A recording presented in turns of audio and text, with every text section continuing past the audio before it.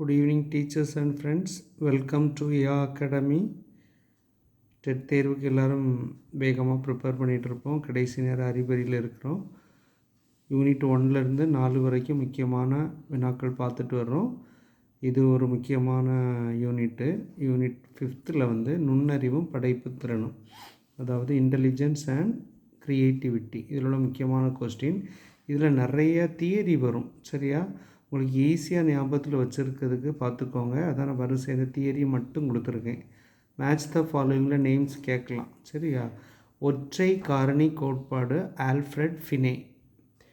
ஒற்றை காரணி கோட்பாடு ஆல்ஃப்ரெட் ஃபினே. மொனார்ச்சி தியரி. ரெட்டை காரணி கோட்பாடுனா சார்ல்ஸ் ஸ்பியர்மன். 2 ஃபேக்டர், அதாவது 1 factor, 2 factor, group factor, multi factor. ஞாபகத்தில் வச்சுக்கோங்க. 1, 2 குரூப் மல்டி. 1 ஃபேக்டர்னா ஃபினே, 2 ஃபேக்டர்னா சார்ல்ஸ் ஸ்பியர்மன், குரூப் ஃபேக்டர்னா தர்ஸ்டன், மல்டி ஃபேக்டர்னா தான்டைக். ஓகேவா? இந்த 4 வரிசையாக பார்த்துக்கோங்க. Mono, 2, group, multi. நேம் வந்து Alfred Binet, Charles, Thurstone, Thorndike. இந்த ரெண்டையும் மட்டும் பார்த்துக்கோங்க. தர்ஸ்டன், தான்டைக். தர்ஸ்டன் தான் முதல்ல வர்றாரு குரூப்பில். சரியா?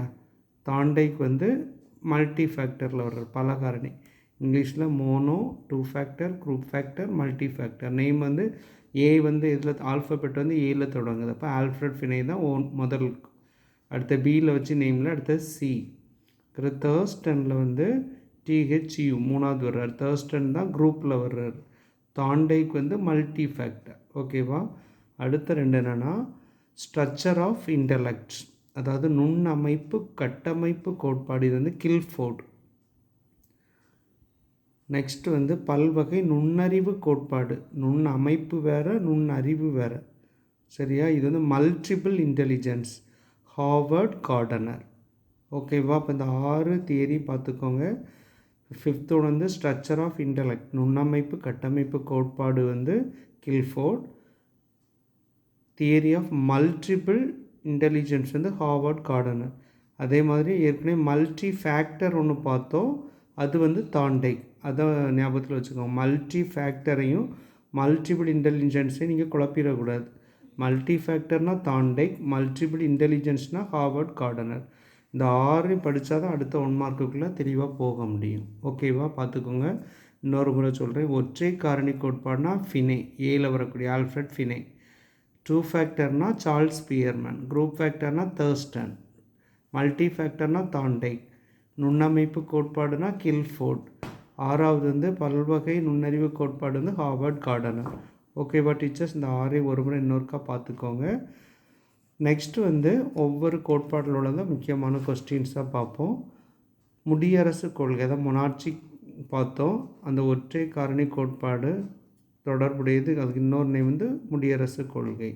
இரட்டை காரணி கோட்பாட்டை யார் கொண்டு வந்தால் இன்ட்ரோடியூஸ் பண்ணது? Spearman, Charles Spearman. 1904 என்ன பண்ணுறாரு? இன்ட்ரோடியூஸ் பண்ணுறார். ஓகேவா? அடுத்தது ஸ்பியர்மன், சார்ல்ஸ் ஸ்பியர்மன். ஒரு காரணி கோட்பாடில் ஒரே ஒரு பாயிண்ட் தான் முடியரசு கொள்கை, மொனார்ச்சிக் தியரி. சரியா?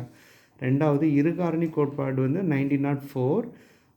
இரு காரணினா 2 காரணி. சரியா? பொது காரணி, சிறப்பு காரணி. இங்கிலீஷில் பார்த்திங்கன்னா ஜென்ரல் ஃபேக்டர், ஸ்பெசிஃபிக் ஃபேக்டர். சரியா? ஐஸ் ஈக்குவல், இதுக்கு ஃபார்முலா ஞாபகத்தில் வச்சுக்கோங்க. ஐனா நுண்ணறிவு. I is equal to G + S. I is equal to G + S. அந்த ஃபார்முலாவுக்கு சொந்தக்காரர் யாருன்னா ஸ்பியர்மன். ஓகேவா? அப்புறமா இந்த G காரணி பெரும்பாலும் எதனால் தீர்மானிக்கப்படுறதுன்னா மரபால் தீர்மானிக்கப்படுகிறது. எதால் தீர்மானிக்கப்படுகிறது? மரபால் தீர்மானிக்கப்படுகிறது. ஓகேவா? இந்த 10 கொஸ்டின் பார்த்துக்கோங்க. நெக்ஸ்ட் வந்து குழு காரணி கோட்பாட்டின் மற்றொரு பெயர். குரூப் ஃபேக்டர்னு சொன்னோம்ல, அதுக்கு 2 பேர் இருக்குது. காரணி பகுப்பு கோட்பாடு, அடிப்படை உளத்திறன்கள் கோட்பாடு. காரணி பகுப்புனா ஃபேக்டர் அனாலிட்டிக் தியரி. அடிப்படை உளத்திறன்கள் கோட்பாடுனா PMA. சரியா?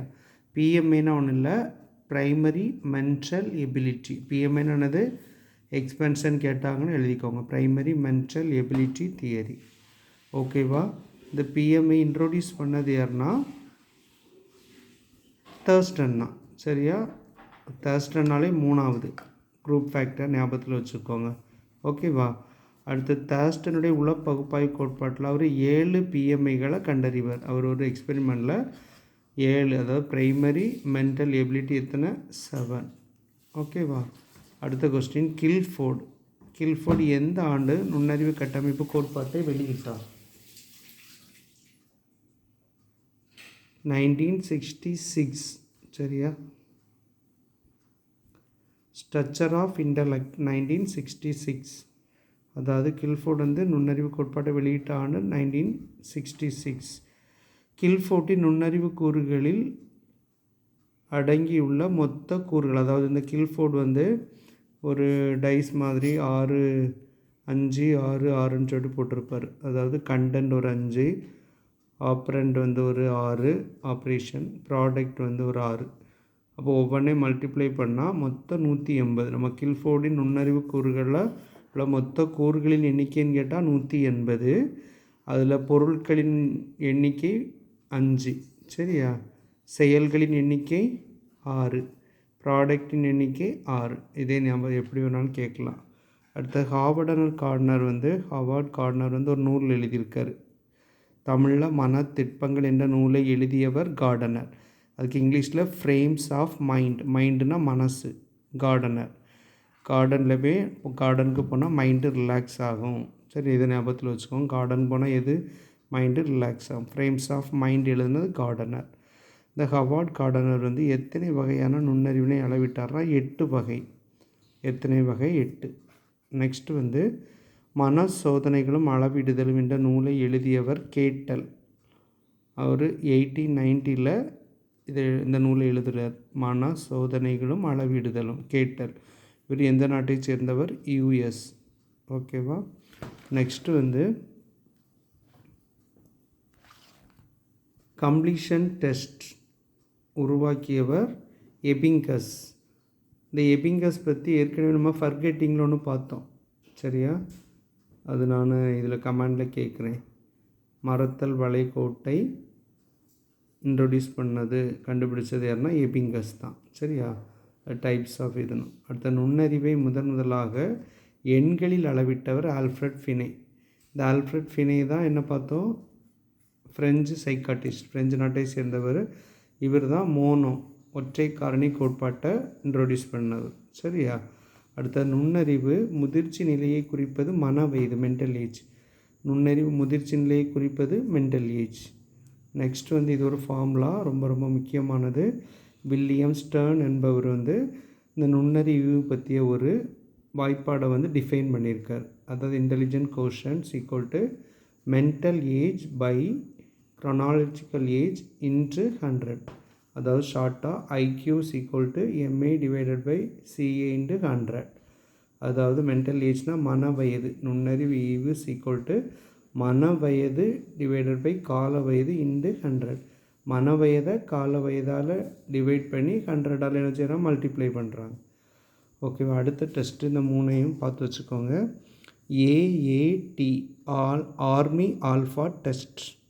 AATனா ஆர்மி ஆல்ஃபா டெஸ்ட். ABTனா ஆர்மி பீட்டா டெஸ்ட். இந்த ஒன்றும் இல்லை, ஆல்ஃபானா ஃபஸ்ட்டு. அதாவது அமெரிக்கா இந்த ஃபஸ்ட்டு வேர்ல்டு வார் நடக்கும்போது இந்த ஆர்மியிலோட ஆட்கள் எடுப்பாங்க. ஆட்கள் எடுக்கும்போது அவங்க என்ன செய்வாங்கன்னா, அவங்களுடைய நுண்ணறிவு ஈவை, அதாவது அவங்க இன்டெலிஜென்ஸை கால்குலேட் பண்ணுறதுக்கு 2 டீமாக பிரிப்பாங்க. ஆல்ஃபானா இங்கிலீஷ் நல்லா படிக்க வாசிக்க தெரிஞ்சவங்களுக்கு தான் ஆல்ஃபான்னு பேர் விடுறாங்க. இங்கிலீஷ் படிக்க தெரியாதவங்கள பீட்டான்னு தனியாக பிரிக்கிறாங்க. அதுதான் AAT ABT. சரியா? ஞாபகத்தில் வச்சுக்கோங்க. AATனா ஆர்மி ஆல்ஃபா டெஸ்ட்டு, ABTனா ஆர்மி பீட்டா டெஸ்ட். ஓகேவா?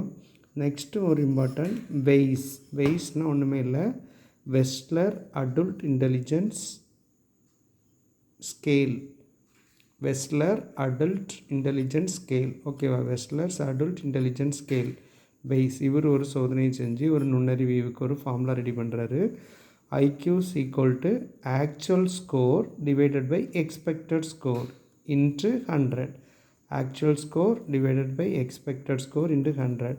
ஸோ ஷார்ட்டாக IQ equal to AS by ES into 100. ஓகேவா? பார்த்து வச்சுக்கோங்க எல்லாத்தையும். மீண்டும் ஒரு முறை பார்த்துருவோம் அந்த தியரி மட்டும் 6 பேர் ஞாபகத்தில் வச்சுக்கோங்க.